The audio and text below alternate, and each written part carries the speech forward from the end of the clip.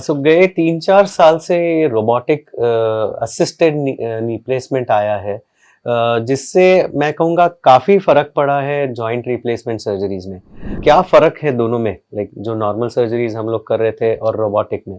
अगर सर्जन की तरफ से देखा जाए तो रोबोटिक के साथ जभी भी हम लोग ऑपरेशन कर रहे हैं वो ज़्यादा एक्यूरेटली हो रहा है, यानी जो हम लोग बोन कट कर रहे हैं, जितना हमने प्लान किया है एग्जैक्टली उतना ही हम बोन निकालते हैं।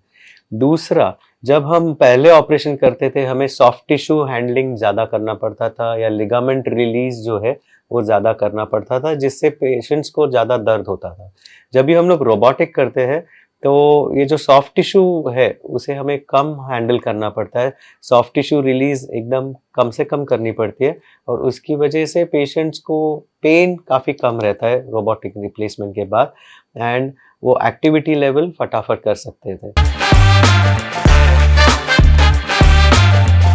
जो पहले वाला कन्वेंशनल सर्जरी जिसे हमें बोलते हैं, उसमें हम लोग पेशेंट्स को कम से कम 5 से 6 दिन हॉस्पिटल में रखा करते थे। अभी जब हम लोग रोबोटिक कर रहे हैं तो पेशेंट यूजुअली सेकंड या थर्ड डे या दूसरे या तीसरे दिन ही घर जाता है, और ऐसे नहीं कि वो आराम करके जाता है, हम पेशेंट्स को सेम डे खड़ा करते हैं,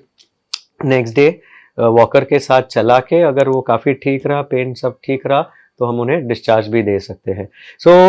धीरे धीरे अगर पेशेंट एकदम ही फिट रहा तो मे बी हम लोग सेम डे भी पेशेंट्स को डिस्चार्ज करना चालू कर सकेंगे। बट मैं कहूँगा ये रोबोटिक असिस्टेड रिप्लेसमेंट जो है, it's a game changer in arthroplasty, means it's a game changer replacement में, क्योंकि हम लोग अभी ज़्यादा अच्छी तरह से ये ऑपरेशन कर पा रहे हैं, पेशेंट को कम से कम दर्द दे रहे हैं,